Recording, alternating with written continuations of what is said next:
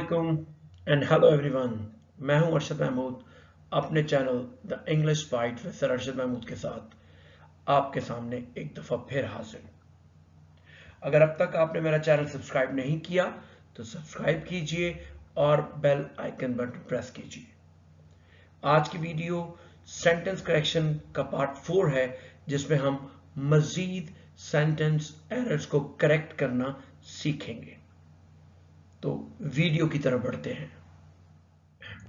आज का पहला सेंटेंस है, there is some scissors in the desk drawer in the bedroom if you need them. Sentence का आगाज देयर से किया गया है।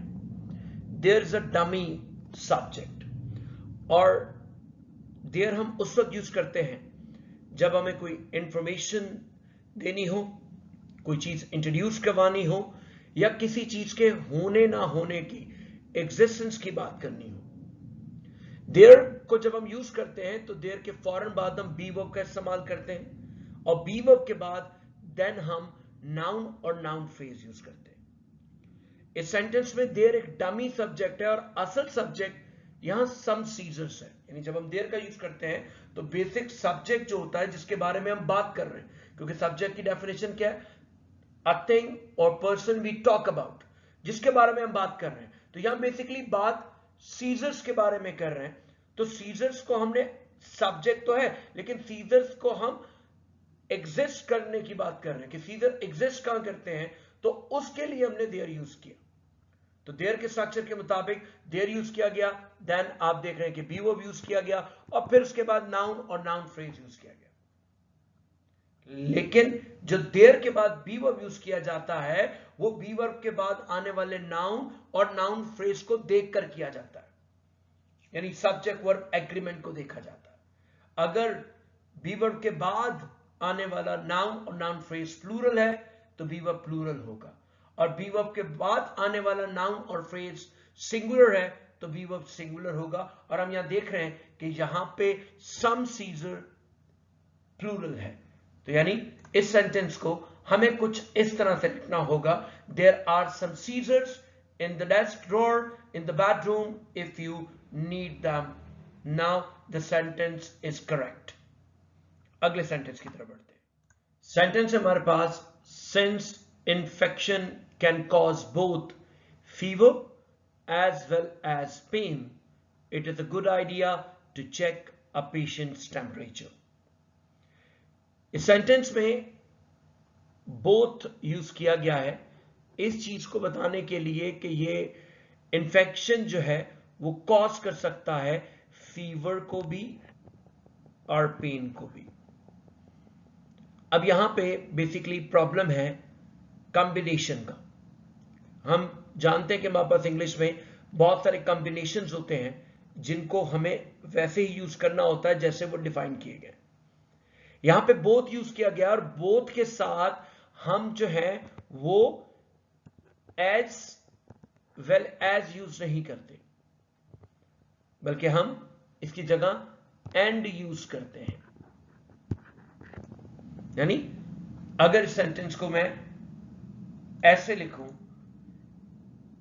Since infection can cause both fever and pain, it is a good idea to check patient's temperature. So sentence is correct. Next sentence. ये sentence है, he demanded freedom dramatically, persuasively and convincing. मैं अक्सर student से कहा करता हूं कि हमारे स्टूडेंट्स इंग्लिश में जब करेक्शन फाइंड आउट करने जाते हैं तो वो फीलिंग से भी कभी कभी फाइंड करते हैं।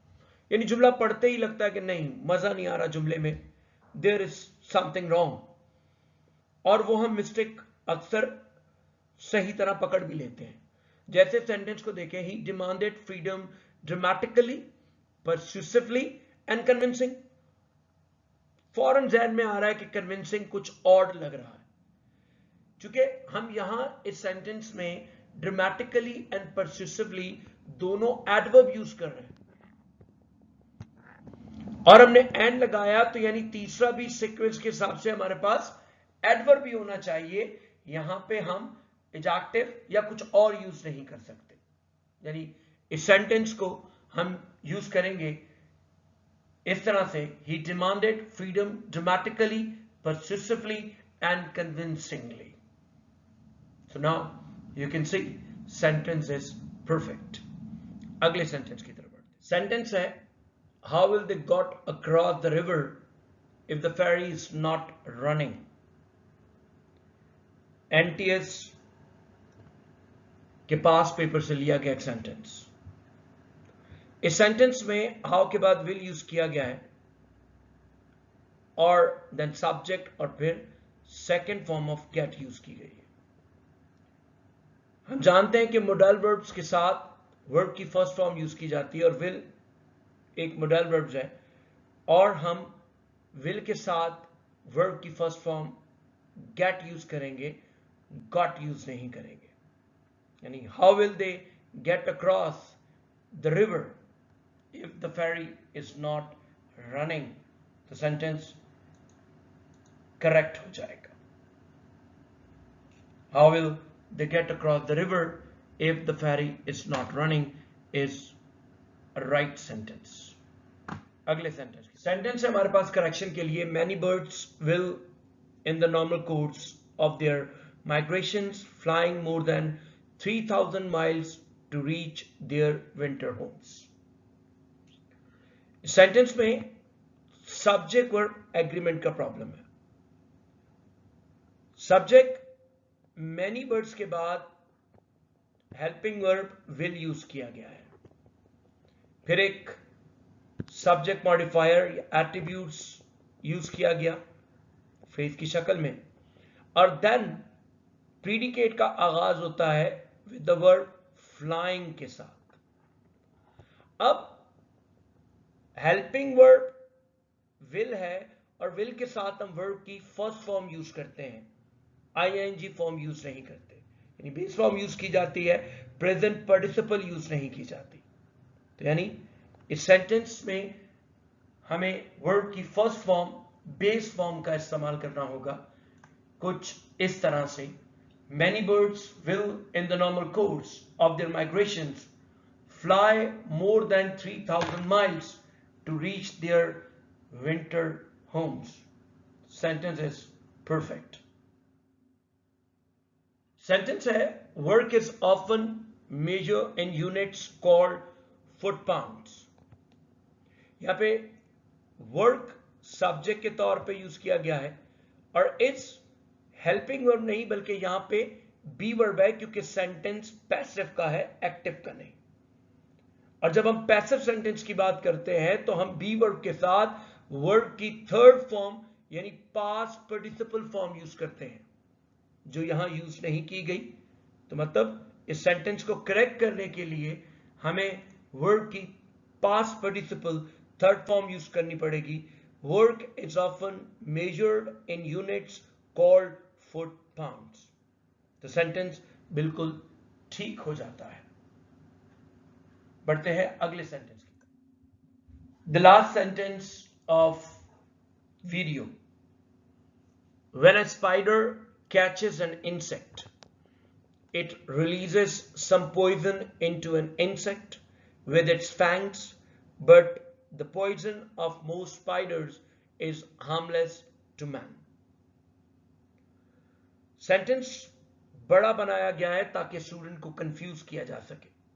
यह भी एक एग्जामिनर की ट्रिक होती है कि सेंटेंस को थोड़ा सा बड़ा कर दे। एरर बहुत आसान होता है, लेकिन सेंटेंस को बड़ा कर दिया जाता है ताकि स्टूडेंट को कंफ्यूज किया जा सके। जब हम सेंटेंस को एग्जामिन करते हैं तो व्हेन अ स्पाइडर, स्पाइडर एक नाउन है और उससे पहले इनडेफिनिट आर्टिकल आई यूज किया गया है, क्योंकि यहां पे स्पाइडर नाउन को जनरली डिस्कस किया गया है, कोई स्पेसिफिक स्पाइडर की बात नहीं की जा रही। तो कोई भी एक spider catches an insect, again noun and using indefinite article before noun। यहां पे भी नाउन से पहले indefinite article यूज किया गया है कि इंसेक्ट भी जनरली डिस्कस किया गया कि कोई भी एक इंसेक्ट है। कि जिसको जब स्पाइडर पकड़ता है, it releases some poison into an insect. यहां कुछ थोड़ा बहुत हमें समझने की जरूरत है, क्योंकि यहां पे अगेन उसने एन यूज किया है, यानी अगेन इंसेक्ट को जर्नली डिस्कस करने की कोशिश की है, जबकि आर्टिकल्स हमें कहते हैं कि अगर आप नाउन को जर्नली डिस्कस कर रहे हैं तो आप उससे पहले इंडेफिनिट आर्टिकल लगाएं, लेकिन उसी नाउन का जिक्र अगर आप अपनी डिस्कशन में, अपनी राइटिंग में दोबारा कर रहे हैं, में नाउन को रिपीट कर रहे हैं, तो फिर आप इंडेफिनिट आर्टिकल यूज ना करें बल्कि डेफिनिट आर्टिकल यूज करें। तो यहां इंसेक्ट से पहले हमें डेफिनिट आर्टिकल दा यूज करना पड़ेगा।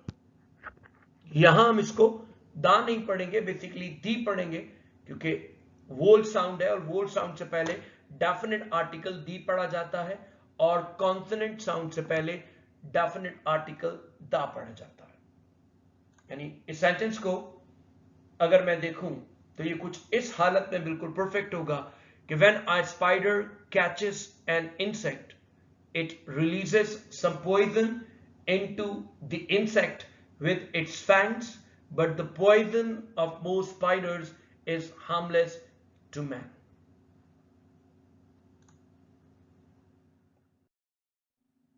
Thank you for watching this video. I hope आपको ये वीडियो बहुत पसंद आई होगी और आपको बहुत कुछ सीखने को मिला होगा, स्पेशली MCAT, ECAT, PMC और BCAT के स्टूडेंट्स को, कि सेंटेंस में एरर स्पॉट कैसे करना है और फिर उसे करेक्ट कैसे करना है। इस सीरीज को जारी रखेंगे और बहुत सारे सेंटेंस करेक्शन के साथ आपके पास हाजिर होते रहेंगे। See you next video. अल्लाह हाफिज।